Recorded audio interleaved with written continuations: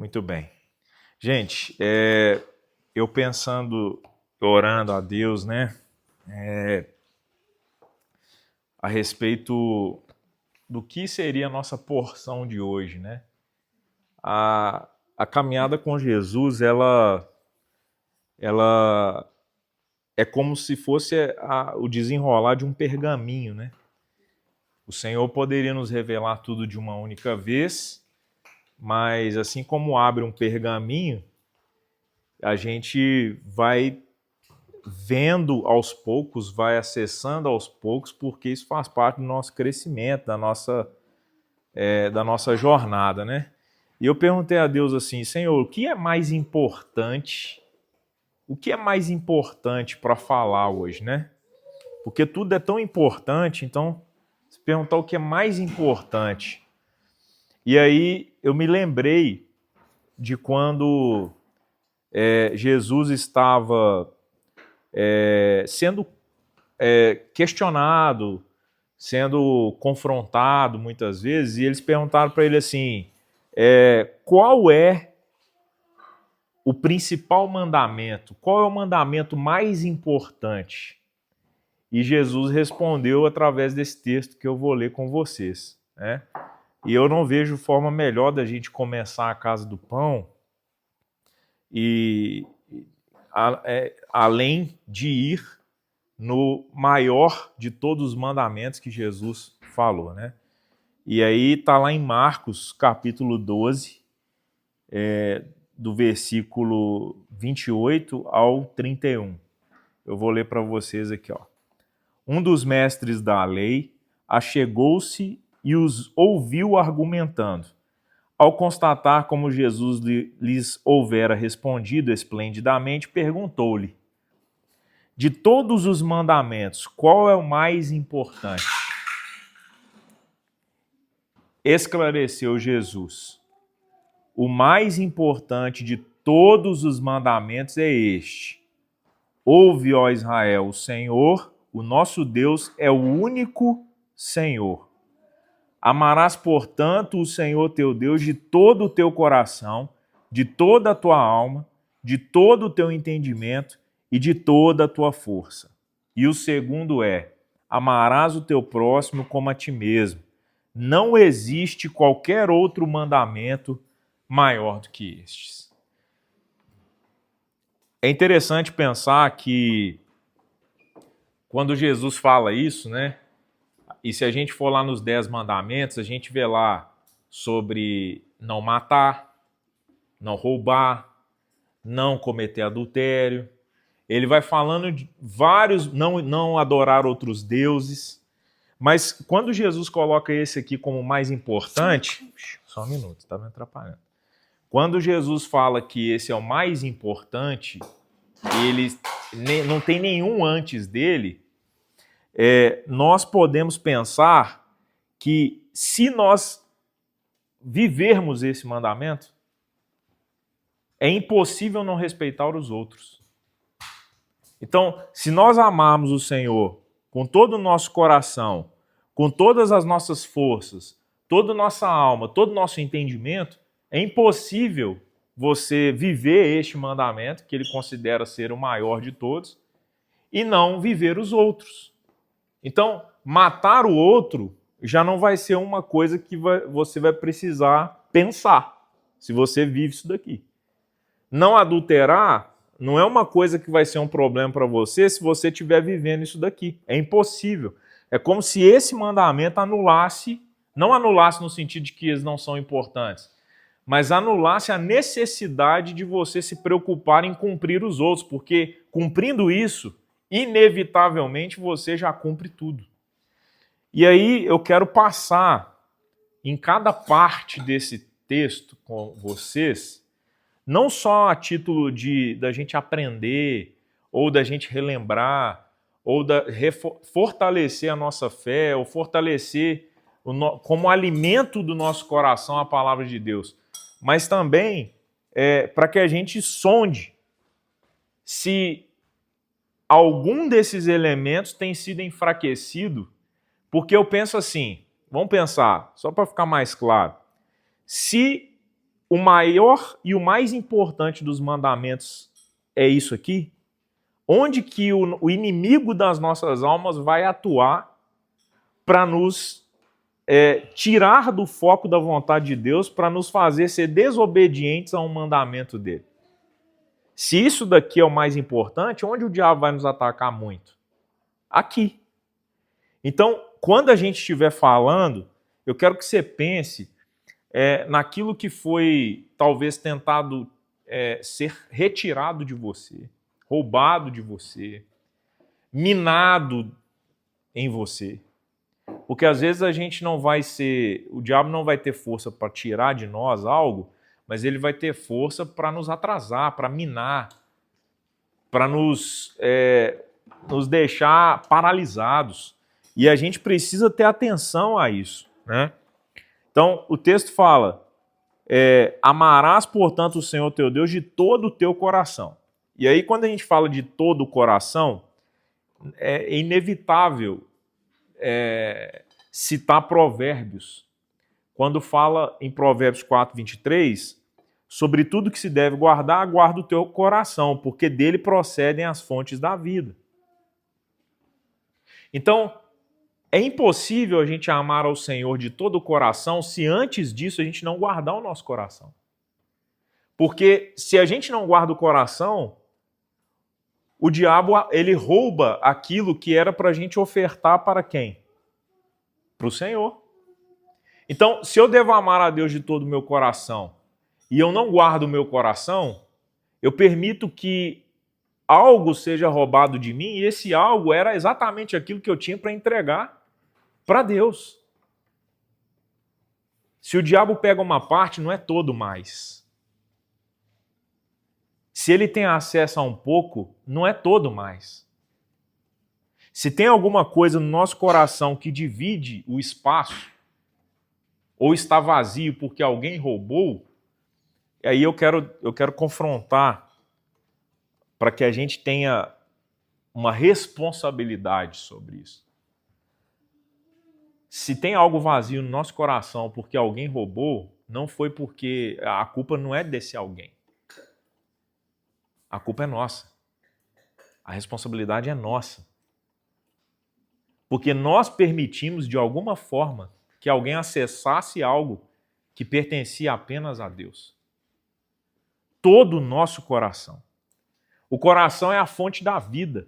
A Bíblia traz o coração como sede dos pensamentos. É onde é geradas as nossas emoções, nossas vontades, nossa intenção, nossas decisões. O coração, ele é, na Bíblia, comparado à nossa mente. É onde nós movimentamos tudo que precisamos movimentar no nosso dia a dia. É onde nós processamos todas as informações que chegam até nós. De todo o nosso coração nós devemos amar ao Senhor. Todo o coração. Quando nós falamos de tudo que se deve guardar, guarda o coração, nós estamos guardando a fonte da vida. Imagina que nós estamos numa fazenda e tem muita coisa para ser feita na fazenda. Imagina que o nosso propósito está ali. Uns foram chamados para cuidar dos animais, outros foram chamados para arar a terra, plantar, regar, outros foram chamados para construir as casas, as edificações que essa fazenda precisa ter. E aí, a fonte de água que alimenta tudo isso é o nosso coração. Sem água, nós não temos o que fazer. Nós não temos como plantar, não temos como cuidar dos animais, não temos como construir nada. Se essa fonte ela é roubada, dominada, se nós não guardamos essa fonte de água da maneira certa, nós não fazemos mais nada.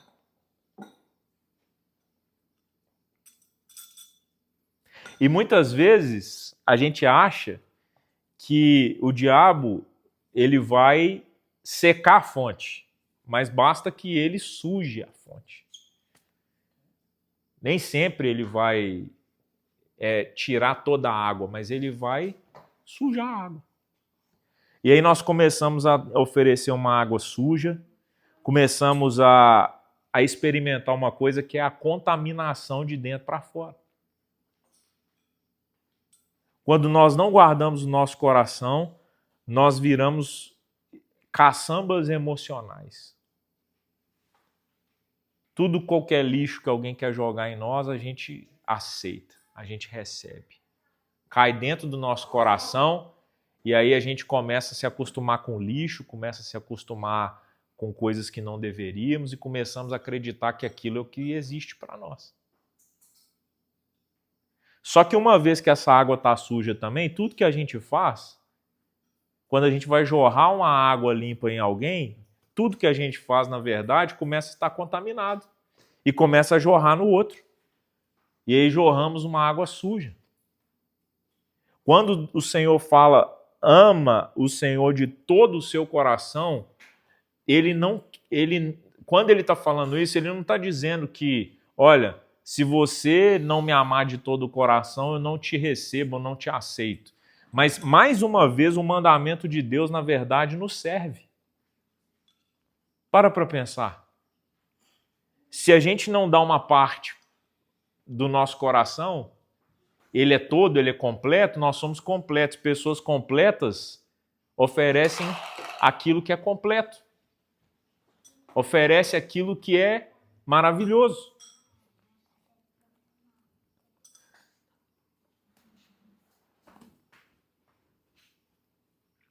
De toda a sua alma. Toda a sua alma. Alma é sopro de vida. Alma é ânimo. Alma é essência, caráter. Então o Senhor fala assim, ama o teu Deus de toda a sua alma, com toda a sua essência, com todo o seu ânimo, com todo o seu sopro de vida, com todo o seu caráter. O Senhor nos chama para isso. Onde a alma é onde ficam armazenadas as experiências mais profundas que nós vivemos. E não é à toa que a nossa alma é que carrega a nossa salvação. Não é à toa. Não é à toa que é a nossa alma que carrega toda essa responsabilidade da nossa salvação. Nosso corpo vai ficar aqui, vai ser comido de bicho. Dá para puxar a música, hein? Esse não vai ser comida de bicho. Mas a alma, ela é eterna.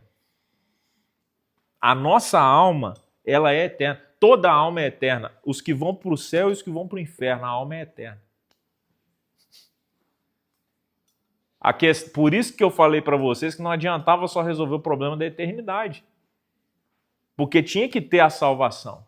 E essa salvação, ela precisava vir com a restauração dessa alma, porque ali estão as experiências mais profundas, boas e ruins, é o nível mais profundo de tudo que a gente experimenta. Os nossos traumas, as nossas boas experiências, as marcas positivas que nós carregamos, aquilo que somos, a nossa essência, está na alma.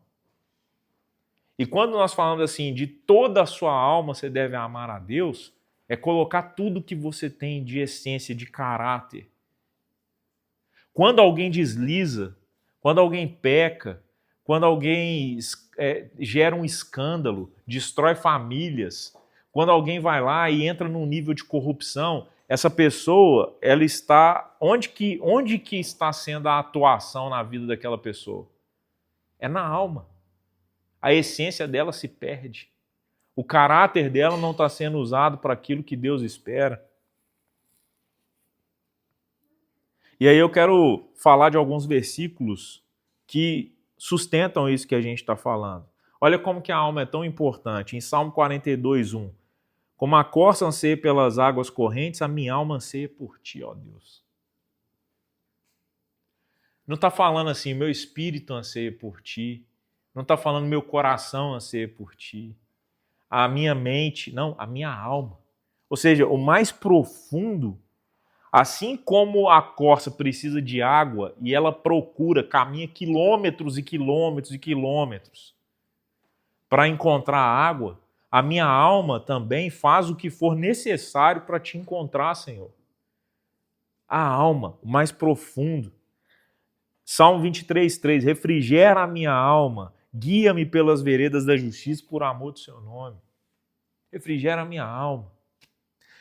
Davi, ele entendeu essa questão da alma.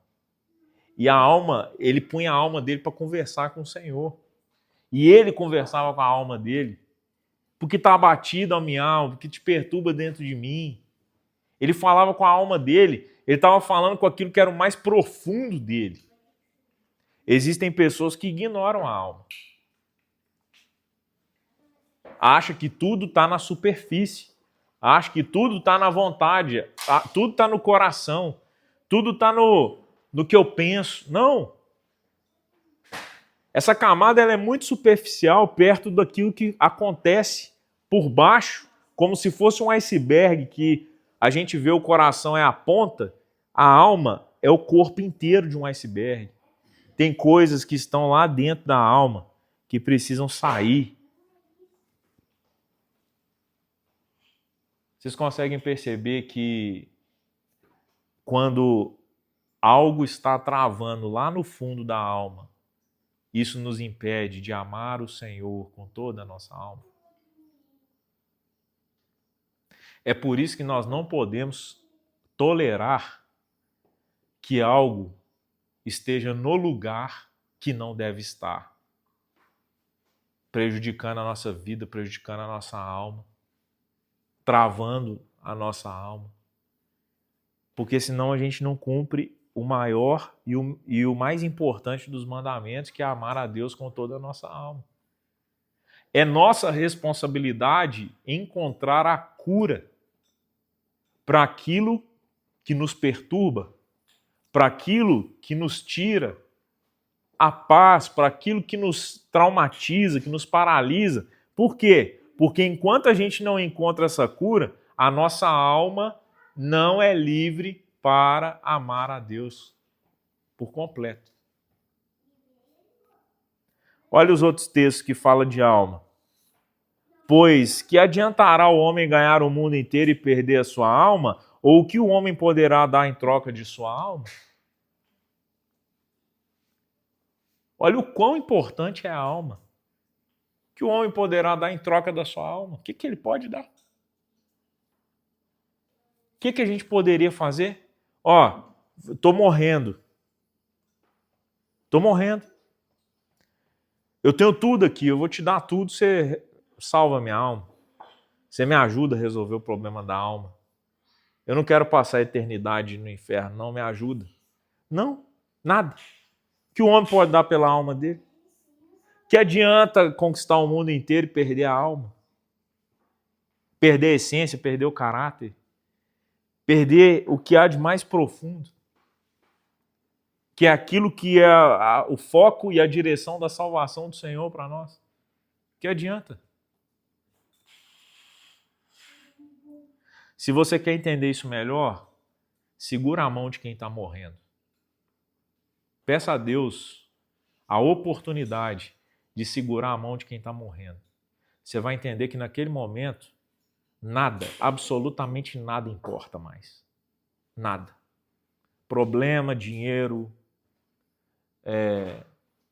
indiferenças, brigas, incômodo. Nada mais importa. Tudo que importa ali é a alma. Não tenham medo dos que matam o corpo, mas não podem matar a alma. Antes, tenham medo daquele que pode destruir tanto a alma como o corpo no inferno. É interessante, né? Que a gente, muitas vezes, tem muita coragem. Muita coragem. Mas o que realmente a gente precisa ter muita atenção é o que a maioria das pessoas negligencia. A gente é muito atento quando sai de carro. Tá tudo certo, tem que ser mesmo. presta atenção em tudo, cuidado com o ladrão, cuidado com o assassino, esse negócio aqui tá meio estranho, deixa eu ter cautela. Só que no dia a dia, às vezes dentro da sua casa, você não está observando e tomando cuidado com quem é aquele que tem a capacidade de te levar para o inferno. E às vezes você tem câmera de segurança. Olha que louco isso, né? Tranca na porta, câmera de segurança, alarme. No caso aqui a gente tem ainda um condomínio, muro, portaria, um monte de coisa. Por que é isso? É tudo cautela com quem pode matar o corpo. Mas e aquele que pode matar a alma? O quanto a gente está atento a isso e ele está roubando muitas vezes de nós entregarmos toda a nossa alma em amor para Deus. Veja, é só olhar. Nós estamos vivendo um tempo, gente, onde as almas estão fragmentadas. Olha para as pessoas. Olha para si. Fragmentado. Às vezes em pedaço, às vezes já ali catando, tentando achar, como Davi também passou quando ele fala, porque está abatido a minha alma, ele está dando um choque de desfibrilador na alma dele, falando assim, ressuscita aí, anima de novo, eu preciso que você lembre e confie no Senhor, porque ainda nós o louvaremos. 1 Pedro 2,25, pois vocês eram como ovelhas desgarradas, mas agora voltaram para o pastor, o guardião da sua alma. O Senhor é aquele que guarda a nossa alma. E é interessante pensar, porque diante de tudo que a gente vive, se a salvação está na nossa alma, se é isso que é o nosso corpo glorificado virá da nossa alma, o Senhor é o guardião da nossa alma. Você já reparou que toda vez que a sua alma vai entrar numa tristeza, numa angústia, vai entrar em alguma situação de risco, o Senhor dá um jeito de nos trazer de volta? Ele levanta alguém para orar. Ele chama alguém para te alertar. Ele te faz passar por uma situação que você presta mais atenção na sua vida do que estava prestando. Não é assim? O Senhor é o guardião das nossas almas. Salmos 42:5. Por que você está assim tão triste, ó minha alma? Por que está tão perturbada dentro de mim? Põe a sua esperança em Deus. Olha o que está em Mateus 11:29. Tomem sobre vocês o meu jugo e aprendam de mim, pois sou manso e humilde de coração e vocês encontrarão descanso para as suas almas. Existe fórmula para tudo o que nós precisamos na palavra do Senhor. E aqui, olha que interessante, se a gente fizer a engenharia reversa desse texto, se a gente falar assim, eu quero descanso para a minha alma, aí nós vamos falar, então toma sobre você o jugo e aprenda de mim, pois eu sou manso e humilde de coração. Você quer encontrar descanso para a sua alma, que está sofrendo, para as suas aflições? Então, toma sobre vocês o jugo, o propósito, a missão. Vai o jugo, canga, coloca a cabeça do lado assim, igual aqueles bois que puxam o carro, tem um peso. Jesus está num lado, você entra do outro lado junto e fala assim, essa é a sua missão, então toma lugar no meu jugo. Toma sobre vocês o meu jugo. Pega junto comigo a minha cruz, leva a minha cruz. E aí ele fala, aprenda de mim, pois sou manso e humilde de coração.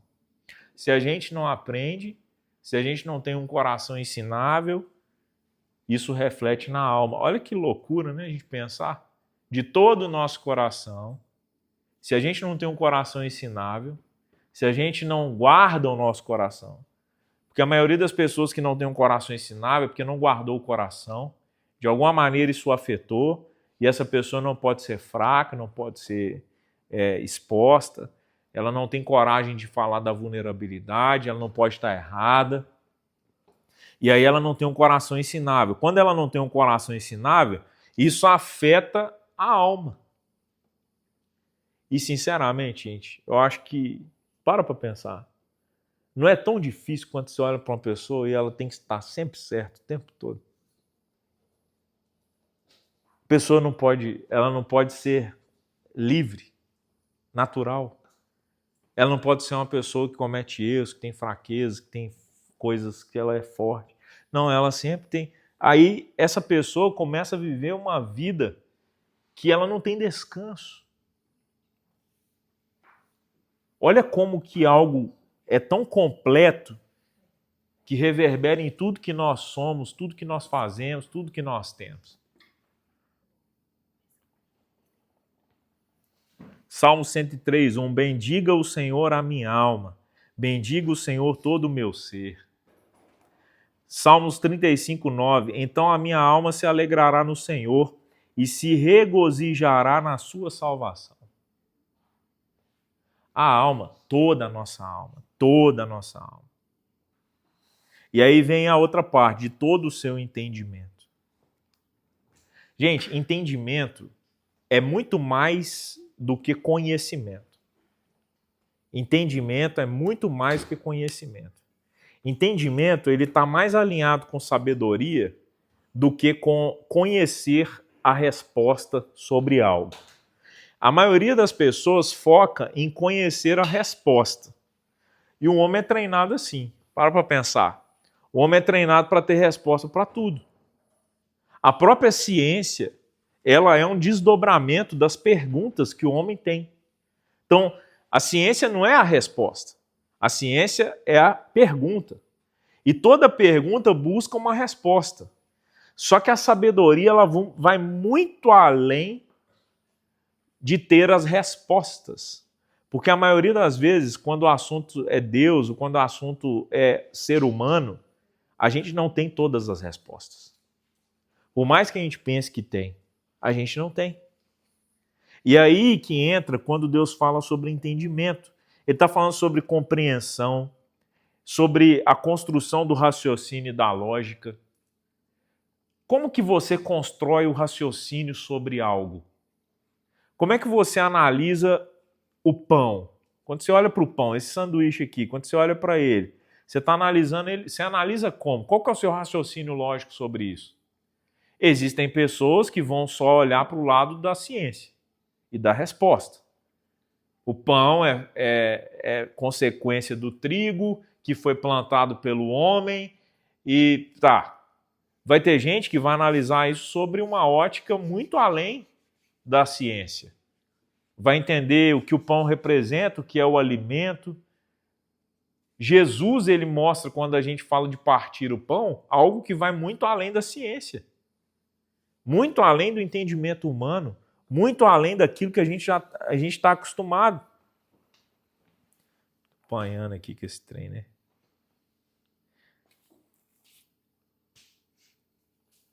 É interessante que buscar o Senhor com todo o nosso entendimento interfere até na forma que a gente interpreta as coisas.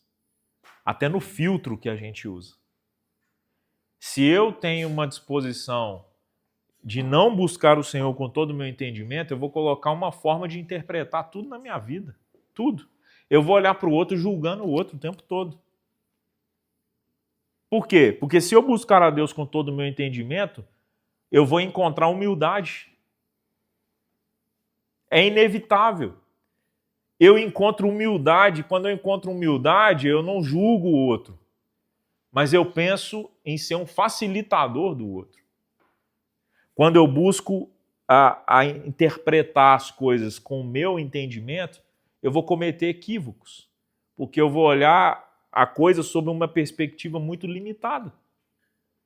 Eu vou olhar para as dificuldades do outro de uma forma muito limitada.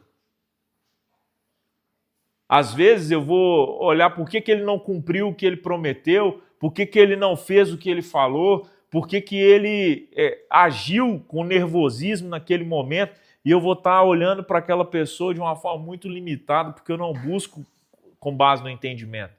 Eu busco com base na ciência. Eu vou olhar e falar assim, deveria ter feito de outro jeito. Deveria ter feito melhor. No ambiente corporativo isso é muito comum. As pessoas só olham aquilo que é ciência, é resultado. Por que você não deu resultado? Por que você não deu resultado? Por que você não deu resultado? Só que com sabedoria nós temos que olhar muito acima daquelas respostas que o homem dá. E tudo que nós olhamos tem que ter essa perspectiva de Deus. Buscar o Senhor com todo o nosso entendimento é ter sabedoria divina mais o conhecimento humano. Deus não descarta a ciência, não descarta o conhecimento humano. Eu e você conhecemos coisas diferentes, inclusive. Você é muito bom em coisas que eu não sou bom, eu sou muito bom em coisas que você não é bom. Agora, isso sem a sabedoria de Deus é nada. É nada. É a fórmula da loucura. Você quer a fórmula da loucura? É só deixar o homem entrar para dentro dele mesmo, dentro da ciência. O homem fica louco. Louco. E você pode olhar para qualquer um aí fora, você vai ver homens loucos. Se você pegar a história do Steve Jobs, ele escondeu a filha dele não sei quantos anos. Loucura. Em prol do quê? Das respostas.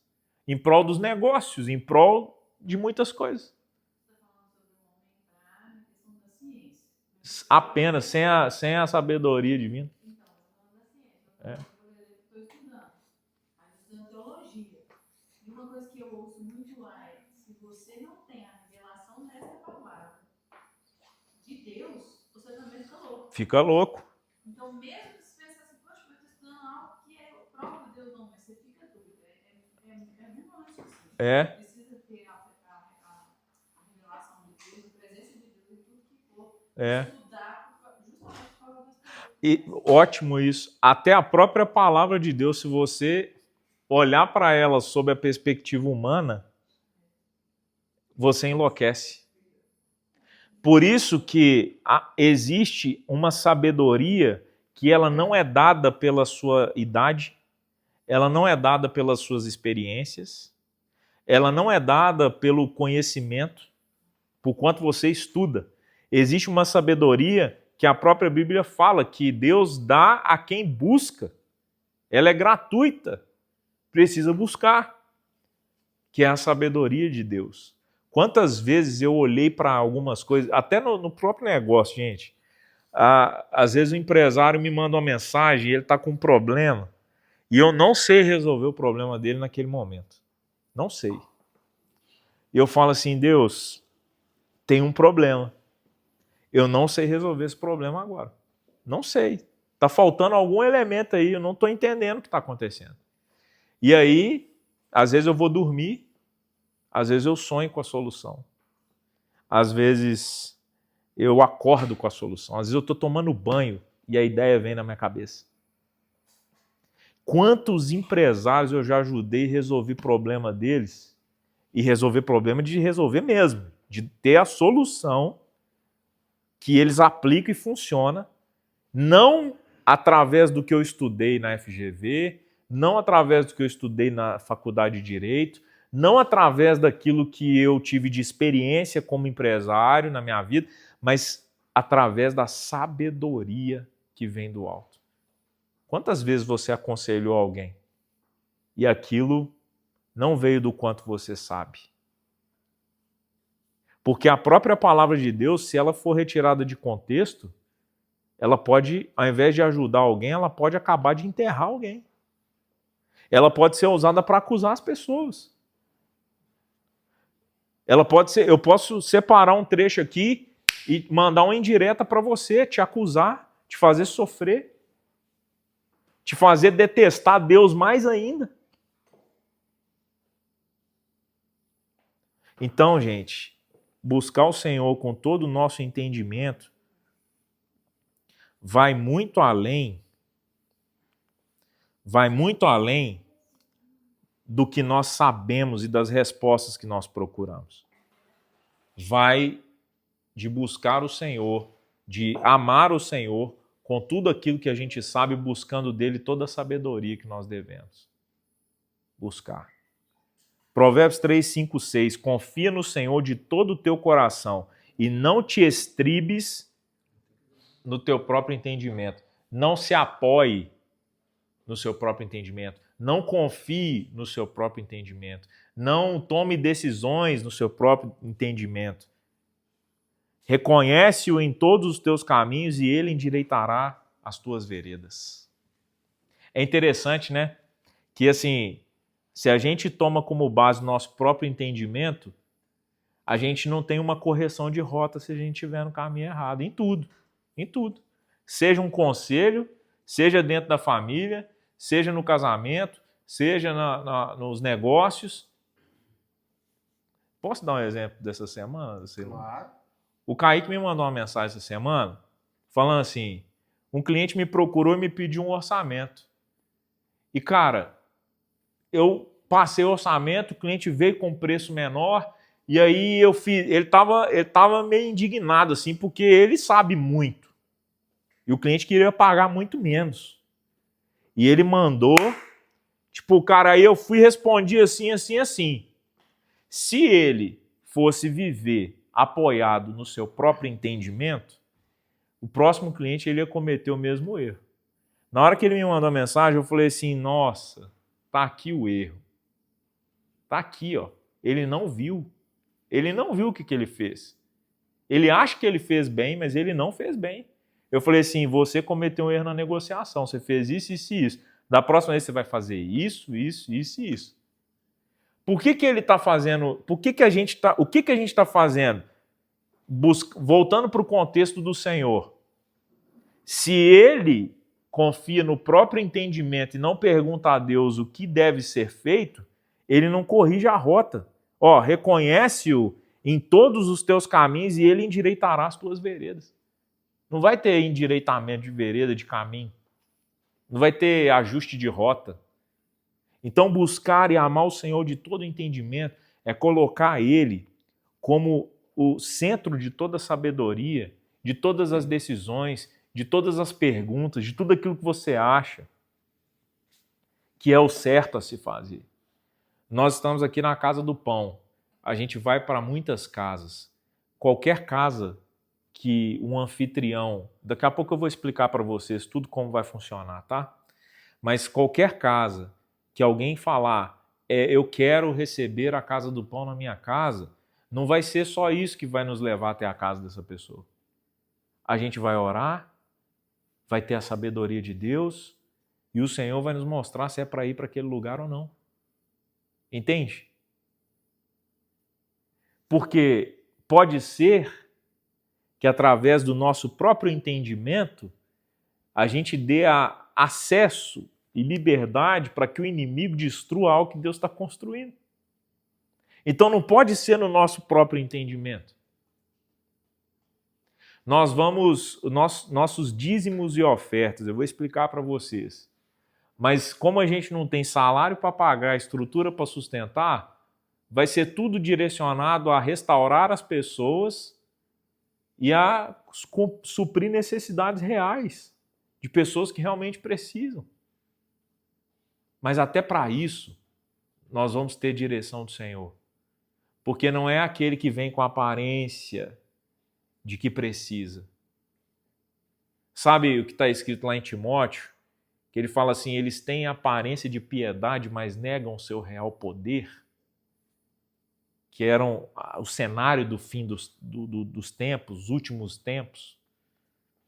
Existem pessoas que vão chegar numa aparência de piedade, numa aparência de necessitado, numa aparência de que precisa de nós, e o Senhor vai falar, opa, cuidado, toma cuidado. E essa sabedoria, esse todo entendimento, ele é essa entrega. Senhor, tudo que eu sei, todas as respostas que eu possa dar, estão aqui. Mas eu preciso, para dar um passo, eu preciso da tua sabedoria. E a última parte do texto, o Senhor fala sobre todas as suas forças. E aí, gente, força, disposição, energia, foco, disponibilidade. Como que hoje, nesses últimos tempos, isso tem sido roubado de nós?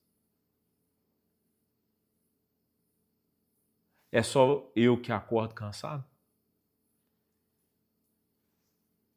como isso tem sido tirado de nós. Força, foco. Foco, então, nem se fala. Eu acho que nunca houve tanto diagnóstico de TDAH igual é hoje. Distração, nem se fala.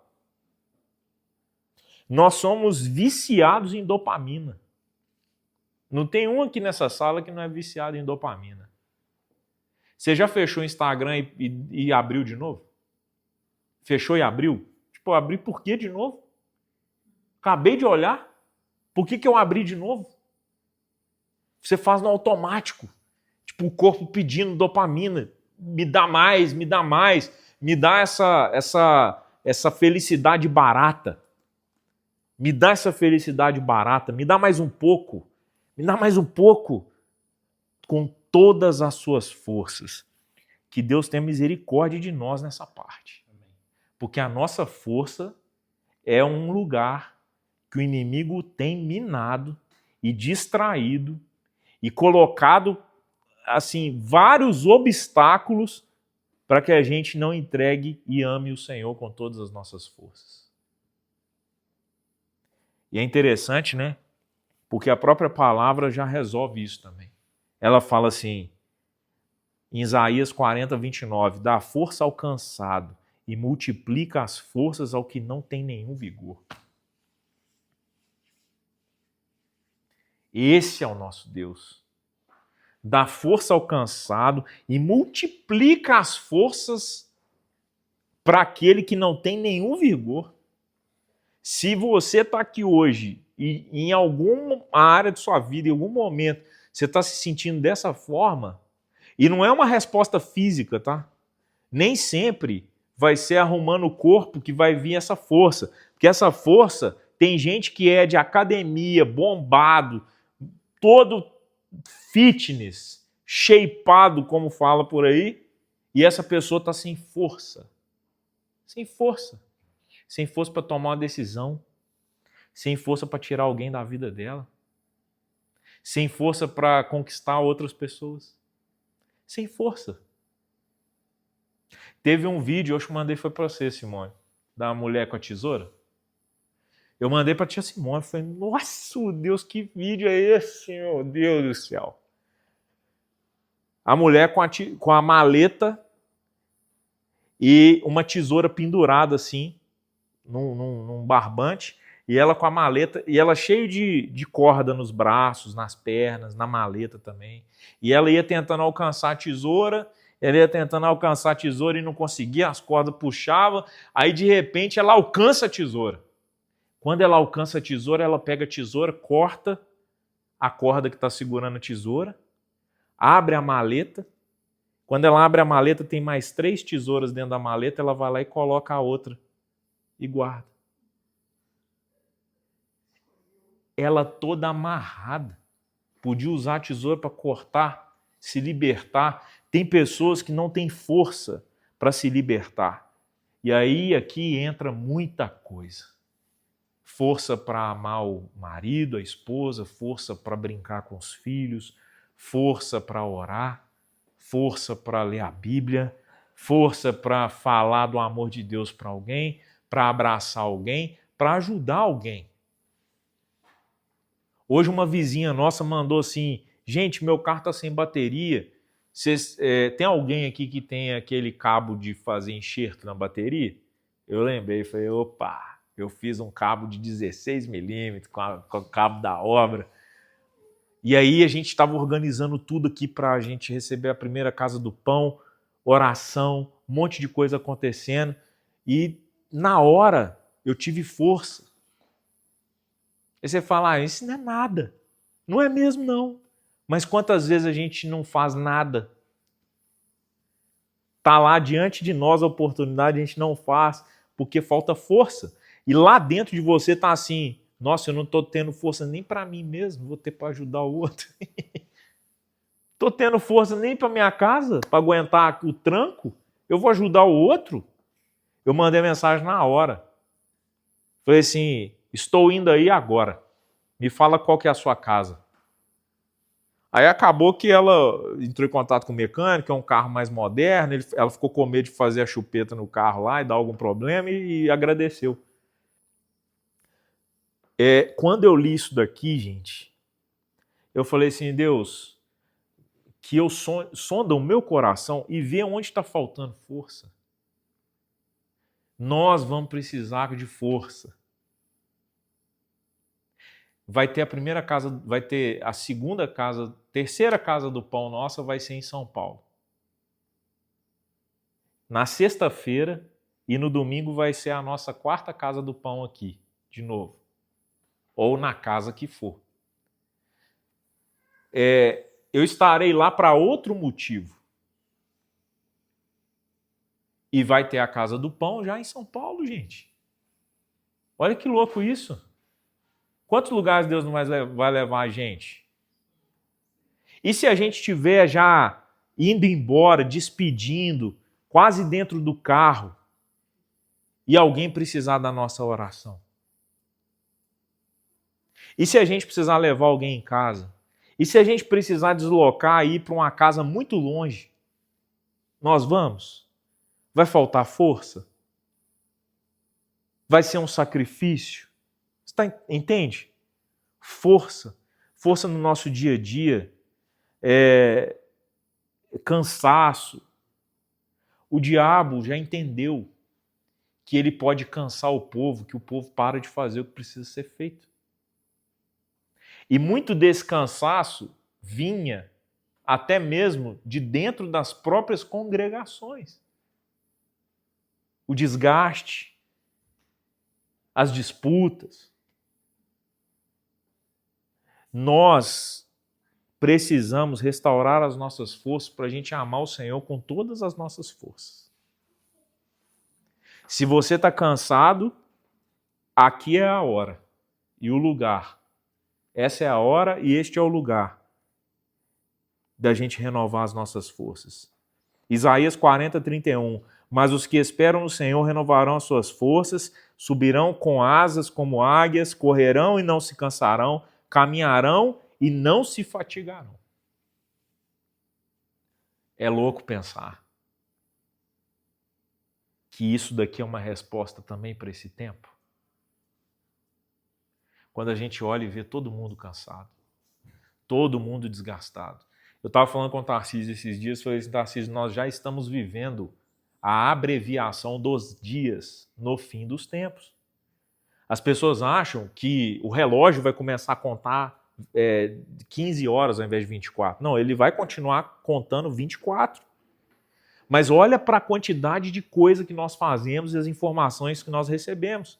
Já é estatístico que uma criança de 8 anos hoje, ela já tem mais informações, já processou mais informações do que os nossos avós e bisavós. Uma criança de 8 anos. Se isso não é abreviar o tempo, antigamente nós fazíamos em um dia muito menos do que fazemos hoje. A tecnologia hoje, meu pai, quando tinha que pagar funcionário, quando tinha que pagar as coisas, conta da empresa, antigamente, você gastava quanto tempo para ir no banco? Pagar, fazer DOC, você falou outro dia, não, a gente não fazia transferência de celular, ia no banco, fazia transferência no banco. Ó, gerente, eu quero mandar o dinheiro para a conta do fulano de tal. Quanto tempo você faz? Hoje você faz isso aqui, ó, você abre, segundo você faz o Pix, está tudo certo. Hã? Agora é segundos.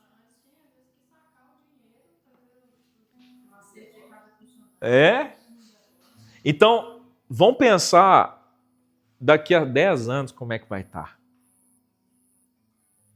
Só, gente, que nós somos quase as mesmas pessoas de antes. A nossa mente está cansada, processa muita coisa. Jovens cansados, crianças cansadas. A gente foi escolher a escola da Olivia e da Aurora e a pessoa que nos atendeu estava com um tique no olho assim, no pescoço. E aquele monte de criança subindo, pulando, socando a porta. E a escola mais cara de Lagoa Santa. Eu falei assim, ô Luiz, a mulher que está atendendo a gente, ela tá com um tique no olho. Ela tá piscando sozinha. Cara, ela tá num nível de estresse que... E ela tá mostrando a escola. Ela tá falando assim, eu vou ensinar seu filho a ser assim. Eu falei, não dá. E robótica para criança da idade da Olivia. Os meninos, campeonato de soletrar. Eu falei, não, pera aí, elas têm que ser criança. Elas têm que crescer dentro de... o mundo já exige pra caramba. Se dentro do dia a dia delas forem assim, tá tudo louco. Capacidade divina. Posso todas as coisas naquele que me fortalece. É louco, né? Como que a força tá em tudo. Seja forte e corajoso, não se apavore nem se desanime, pois o Senhor, seu Deus, estará com você por onde você andar. Forte, seja forte. E aí o Senhor fala, venham a mim todos os que estão cansados e sobrecarregados, e eu darei descanso a vocês. Tomem sobre vocês o meu jugo e aprendam de mim, porque sou manso e humilde de coração, e vocês encontrarão descanso para a alma. Descanso para a alma, pois o meu jugo é suave e o meu fardo é leve. Eu quero orar por você para que Deus restaure as nossas forças.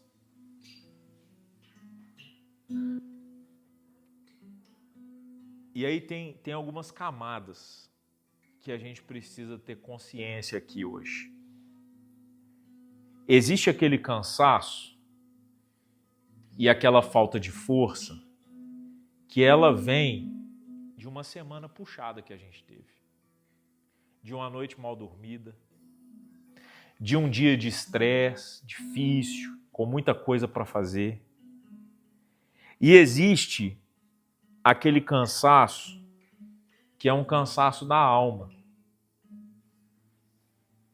que é um cansaço que veio por muitas aflições, por muitas dificuldades, por muita dor, por muitos desafios. Existe um cansaço que é do abandono, existe um cansaço que é dos traumas. Já passei por 3 camadas. Existe o cansaço que é dos traumas. Aquele cansaço que não sei se você já falou, mas você fala assim, eu já cansei de repetir esse mesmo padrão. Eu já cansei. Eu cansei de ser assim. A fala maior que a gente tem, eu cansei de ser assim. Só que você não fala para os outros isso. Isso é seu. É dentro de você. Talvez quando você está sozinho. Talvez quando é para fazer de um jeito, você faz de outro. Quando é para você reagir de um jeito, você reage, e você reage de outro. É quando algo machuca, ou você machuca alguém. Eu cansei de ser assim. Cansei de fazer desse jeito. Aí, é nesse momento que o Senhor diz para você, venha a mim, todos os que estão cansados e sobrecarregados. Isso aqui não é uma decisão única, não é hoje. Isso aqui é algo que você vai fazer frequentemente, todas as vezes que for cansado ou sobrecarregado. E se tem algo te sobrecarregando e te cansando, o caminho é ir até o Senhor. E eu queria que a gente selasse esse momento fazendo uma oração a respeito disso. Para que você, de fato, consiga amar o Senhor de todo o seu coração, de toda a sua alma, de todo o seu entendimento e de todas as suas forças, para que então, só então, você possa ter certeza de que você está amando o próximo como a si mesmo. Olha como que Jesus usa isso, que depois ele fala, e amarás o teu próximo como a ti mesmo. Só é possível a gente entregar alguma coisa para alguém quando a gente restaura esses 4 elementos que o Senhor falou aqui. Todo o coração, toda a alma, todo o entendimento e toda a força. Vocês querem fazer essa oração hoje? Querem? Vamos fazer?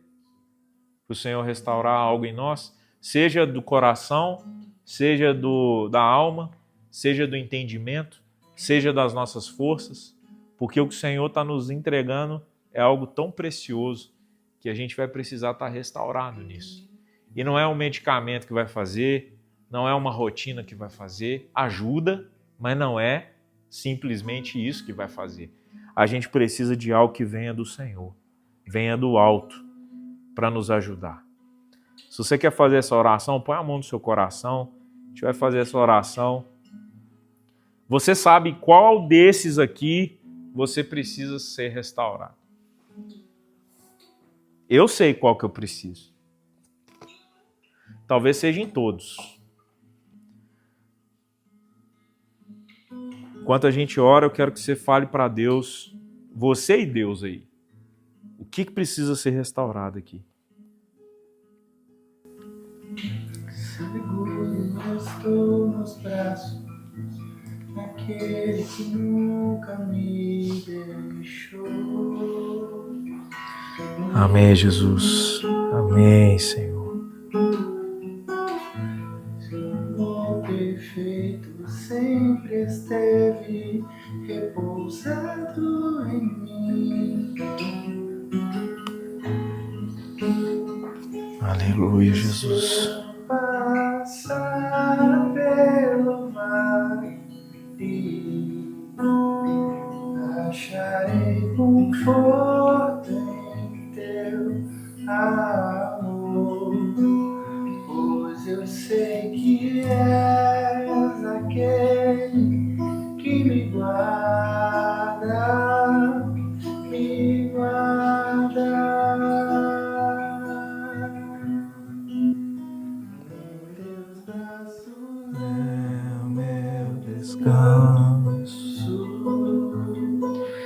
Em teus braços é o meu descanso, oh Jesus. Em teus braços é o meu descanso.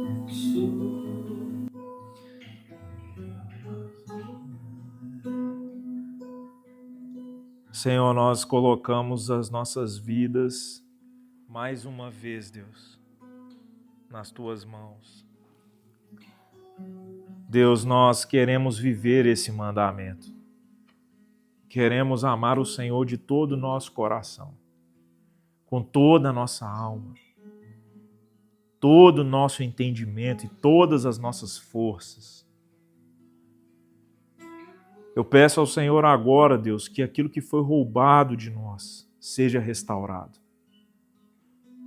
Se foi roubado de nós o nosso coração, ou parte dele, que seja restaurado agora na vida de cada um.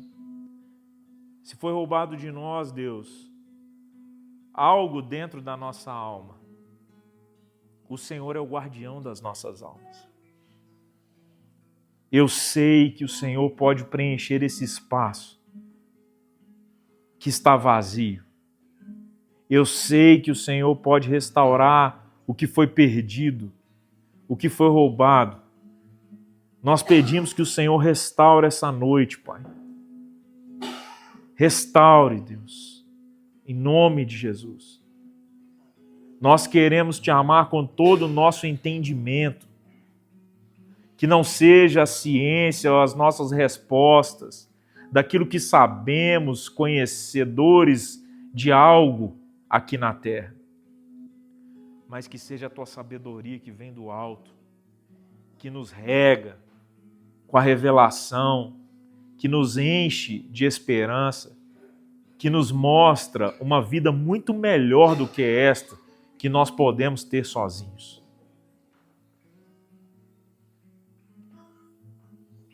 Restaura as nossas forças, Deus. Todo cansaço, todo aquilo que roubou as nossas forças que vamos usar para o Senhor.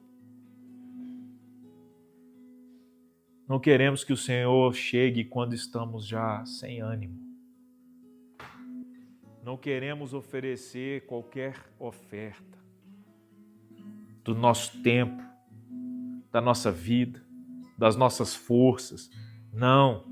Nós queremos te oferecer, Deus, o nosso melhor ânimo. É o que você quer também, querido? Nós queremos te oferecer o nosso melhor ânimo. Nós queremos te oferecer a maior parte da nossa força. Nós queremos te oferecer o melhor da nossa intensidade. Aquilo que nós colocamos atenção, foco, tempo, dedicação, disponibilidade.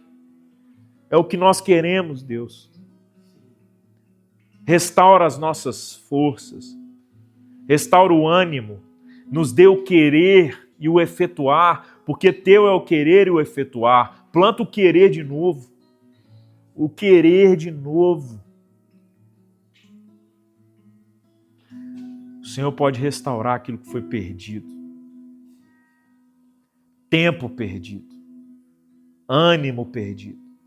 Força perdida. O Senhor pode restaurar corações perdidos. Alma perdida.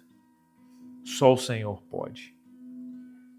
E nós oramos e entregamos as nossas vidas no teu altar, Senhor. Confiamos em ti. Ensina-nos, Deus. Nos dê um coração humilde como o teu. Ensina-nos a olhar com os teus olhos. Ensina-nos, Deus, a ouvir as pessoas com os teus ouvidos. Ensina-nos, Deus, a sentir como o Senhor sente. Nos dê um coração manso, um coração humilde, um coração livre, restaurado, em nome de Jesus.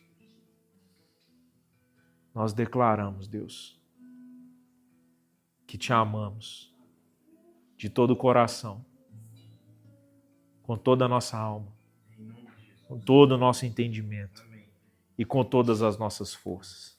Em nome de Jesus, sela nos céus o que estamos selando na terra, Pai. Para a honra e glória do teu nome, nós te agradecemos. Em nome de Jesus, amém. Amém. Amém. Amém.